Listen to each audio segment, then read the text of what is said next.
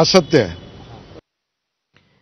शिवसेनेच्या निलेश राणेंनी ज्यांच्या घरी धाड टाकलेली होती त्या भाजप कार्यकर्त्याच्या घरी आता नितेश राणे पोहोचलेले आहेत। विजय किंजवडेकर यांच्या घरामध्ये यांच्या बेडरूममध्ये पैशांची बॅग सापडलेली होती असं इंस्टाग्राम लाईव्ह करत निलेश राणेंनी हा सगळा प्रकार उघडकीस केला होता। यावरून आता आरोप प्रत्यारोप देखील सुरू झालेले आहेत आणि त्यानंतर आता निलेश राणे यांनी याचा पुढचा अंक म्हणून या सगळ्या प्रकरणी काय नेमकी कारवाई केली यासाठी आज अधिकाऱ्यांची देखील भेट घेतलेली होती।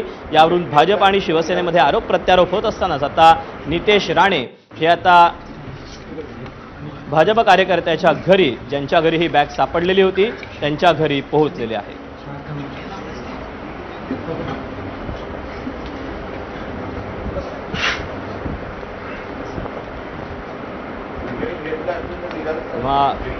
मालवणमध्ये अर्थात तळ कोकणामध्ये शिवसेना आणि भाजप अशी थेट लढत पाहायला मिळते आहे आणि यावरूनच राणे विरुद्ध राणे ही लढत देखील होत असताना आता या सगळ्यामध्ये जी कडी पाहायला मिळते ती म्हणजे भाजपच्या कार्यकर्त्याच्या घरी काल निलेश राणेंनी धाड टाकली होती।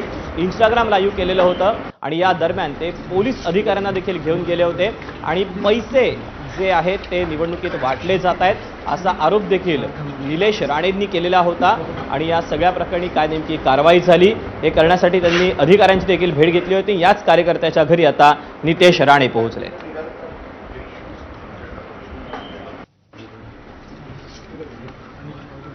आणि आपल्याला याबद्दलचे अपडेट देण्यासाठी सदाशिव लाड आपल्या सोबत आहे। सदाशिव, नितेश राणे आता पोहोचलेले आहेत भाजप कार्यकर्त्याच्या घरी, त्यामुळे निवडणुकीतली चुरस वाढलेली असताना आता राणे विरुद्ध राणे हा देखील सामना रंगतोय। काय नेमके अपडेट मिळतात, नितेश राणेंचं काय नेमकं म्हणणं आहे? नक्कीच राणे विरुद्ध राणे हा संघर्ष या अगोदर आपण कणकवलीत पाहिला होता, मात्र आता तो मालवणमध्ये देखील पाहायला मिळतोय। कारण काल भाजपचे कार्यकर्ते जे आहेत त्यांच्या घरी कॅश सापडली होती आणि त्या ठिकाणी लाईव्ह स्ट्रीमिंग करून देखील आमदार निलेश राणे यांनी ते दाखवलेलं होतं आणि त्यानंतर आज सिंधुदुर्ग जिल्ह्याचे पालकमंत्री आणि मंत्री नितेश राणे जे भाजपचे नेते आहेत ते आता भाजप कार्यकर्त्यांच्या घरी आलेले आहेत, ज्या ठिकाणी काल निलेश राणेंनी ती कॅश पकडलेली होती त्यांच्या घरी आता नितेश राणे जे आहेत ते आलेले आहेत आणि नितेश राणे संजय किनवडेकर जे आहेत भाजप कार्यकर्ते आहेत त्यांच्या घरी दाखल होऊन त्यांच्याशी आता बातचीत करता आहेत। मंत्री नितेश राणेंनी असं म्हटलेलं आहे की मी त्यांच्यासोबत जी काही बैठक आहे ती बैठक झाल्यानंतर सविस्तर तपशील जो आहे तो मीडियाशी मी येऊन बोलेल। मात्र सध्या जर पाहिलं असेल तर राजकीय वातावरण जे आहे ते मालवणमध्ये तापलेलं पाहायला मिळतंय। दीपक, एकंदरीतच या सगळ्या पार्श्वभूमीवर आरोप प्रत्यारोप देखील होताना आपल्याला पाहायला मिळत आहेत। नितेश राणे यांनी खरं तर निलेश राणेंना उत्तर देताना जी कारवाई झालेली आहे किंबहुना सगळ्यांना जो नियम लागू आहे तोच म्हणजे जो नियम आम्हाला लागू आहे तोच सगळ्यांना नियम लागू होईल असं देखील म्हटलेलं होतं। हा देखील कुठेतरी सूचक इशारा पाहायला मिळतोय। नक्कीच हा सूचक इशाराच आहे, कारण नितेश राणेंनी आपल्या मोठ्या भावाला हा इशारा दिलेला आहे। कारण या अगोदर जर पाहिलं असेल तर निलेश राणे जे आहेत ते आक्रमक पोझिशन मध्ये होते, कारण निलेश राणे स्वतः त्यांच्या घरी गेले होते आणि पोलीस अधिकारी असतील किंवा निवडणूक आयोगाचे अधिकारी असतील यांना त्यांच्यावर FIR दाखल करा अशी त्यांची आजही आग्रही मागणी आहे। मात्र नितेश राणे जे पालकमंत्री आहेत आणि भाजपचे नेते आहेत त्यांचं म्हणणं आहे की सर्वांना नियम सारखाच आहे, जो नियमात असेल त्या पद्धतीनेच कारवाई केली जाईल असं त्यांचं म्हणणं आहे। त्यामुळे कुठेतरी भावाला सल्ला दिल्याचं ते पाहायला मिळते।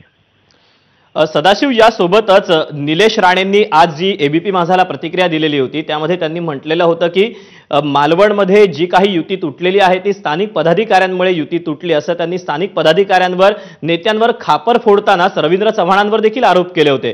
त्यामुळे इथे जो संघर्ष आहे तो केवळ स्थानिक पदाधिकाऱ्यांपुरता मर्यादित न राहता आता जे वरिष्ठ नेते आहेत त्यांच्यापर्यंत देखील पोहोचलाय। नक्कीच निलेशांनी अगोदर देखील युती तुटल्याचा आरोप थेट भाजपाचे प्रदेशाध्यक्ष जे रवींद्र चव्हाण आहे यांच्यावरच केला होता, कारण रवींद्र चव्हाण यांनी युती तोडल्याचा आरोप त्यांनी या अगोदर केल्यानंतर आज देखील त्यांचं तेच म्हणणं आहे की युती ही स्थानिक पातळीवर नाही तर तिथे तुटलेली आहे आणि जर त्यानं युतीच करायची नव्हती तर त्यांनी अगोदर सांगितलं पाहिजे असतं सांगितलं होतं। मात्र आता जर पाहिलं असेल तर कालच्या घटनेमुळे मालवणमध्ये प्रामुख्याने भाजप आणि शिवसेना यांच्यामध्ये स्थानिक कार्यकर्त्यांमध्ये संभ्रमाचं वातावरण देखील पाहायला मिळतंय। सदाशिव, यासोबतच ज्या एक नेत्या होत्या ज्या शिंदे सेनेकडनं उभ्या राहणार होत्या त्यांनी ऐन वेळेला भाजपात त्या गेल्या, भाजपकडनं त्या उभ्या राहिल्या, त्यामुळे आपला कुठेतरी जो उमेदवार आहे तो फोडला गेल्याचा राग हा शिंदे सेनेच्या मनामध्ये तळकोकणामध्ये असू शकतो का आणि त्यातूनच या सगळ्या कुरघोड्या केल्या जात आहेत का?